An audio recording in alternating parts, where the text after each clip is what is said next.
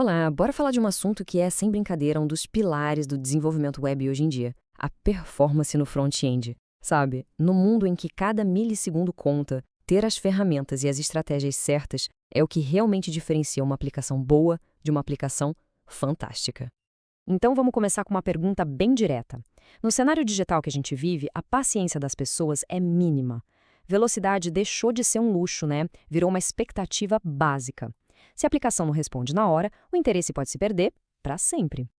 E olha, os dados não mentem. Gigantes como a Amazon já mostraram que cada 100 milissegundos de atraso custavam 1% em vendas.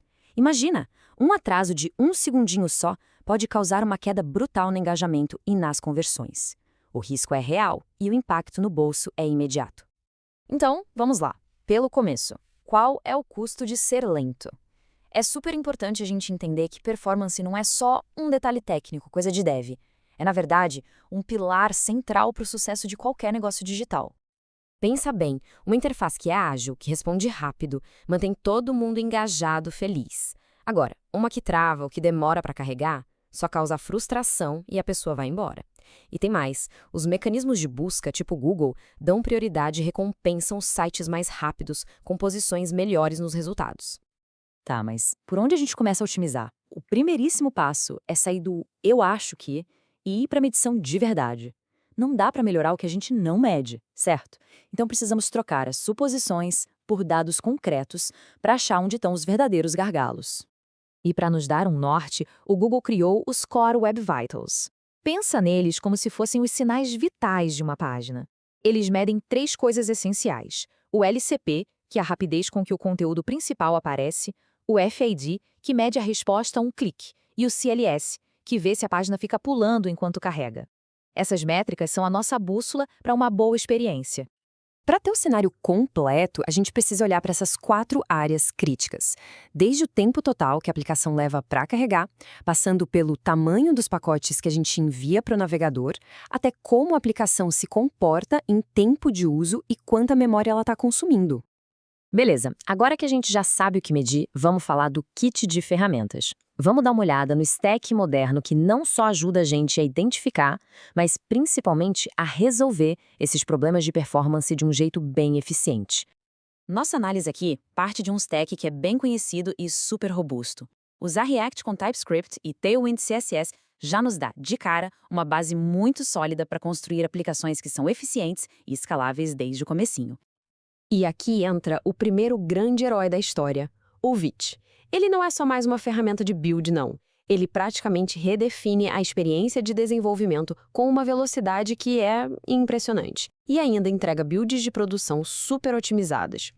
A grande sacada do Vite está na sua abordagem. As ferramentas mais antigas precisavam empacotar a aplicação inteira antes de começar a rodar. O Vite não, ele usa os módulos ES nativos do próprio navegador e serve o código conforme a necessidade. Isso basicamente elimina a etapa de bundling no desenvolvimento, o que resulta num servidor que sobe na hora e em atualizações que parecem mágica. Agora, para quem trabalha com projetos mais complexos, principalmente monorepo, o TurboRepo aparece como uma solução para gerenciar múltiplos pacotes sem detonar a velocidade dos builds. Pensa nele como um maestro de tarefas super inteligente. A mágica do TurboRepo é bem simples, mas é poderosíssima. Ele nunca refaz um trabalho que não precisa. Se uma parte do código não mudou, ele simplesmente pega o resultado do build anterior que está guardado no cache.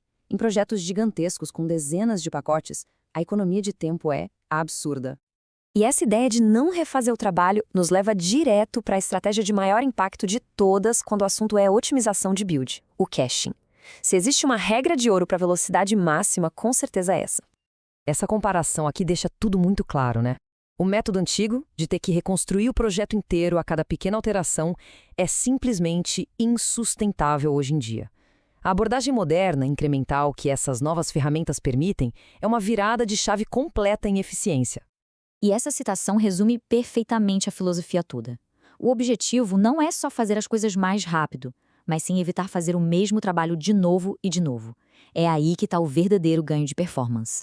E o melhor de tudo é que esses ganhos de performance não precisam ficar presos só na máquina local.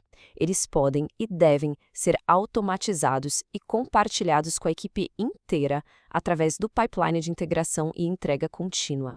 E o mais legal é que a implementação é bem mais simples do que parece. Com alguns poucos passos de configuração, dá para integrar um cache remoto como o TurboCache da Vercel direto no GitHub Actions. Isso quer dizer que o resultado de um build feito por uma pessoa da equipe pode ser reaproveitado por outra ou pelo próprio pipeline, economizando um tempo e recursos preciosos.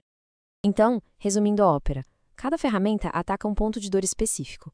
O Vite transforma a experiência de desenvolvimento local, o TurboRepo otimiza os builds na nossa máquina e o TurboCache leva essa eficiência para todo mundo através do pipeline de CI/CD. É um sistema que funciona em total harmonia. E o impacto visual disso é impressionante. Esse gráfico mostra a diferença gritante entre um pipeline sem cache e um com o TurboCache ligado. A redução do tempo de espera pode ser de minutos ou até mesmo horas, dependendo da complexidade do projeto. É muita coisa. No fim das contas, o que a gente tem aqui é um ciclo virtuoso. Adotar um stack moderno não é só sobre ter builds mais rápidos, é sobre dar mais tempo para as equipes de desenvolvimento inovarem, o que, por sua vez, leva a produtos melhores e, claro, a pessoas mais felizes usando esses produtos. A performance da ferramenta se traduz direto na performance do produto final. E para a gente fechar, fica uma pergunta para reflexão. Nós conseguimos resolver de um jeito brilhante o problema da lentidão nos builds e no desenvolvimento. Mas a busca por performance, ela nunca termina. O que vem por aí? Onde estão os próximos gargalos e as próximas grandes inovações que vão levar a web para um novo patamar de velocidade? A discussão está só começando.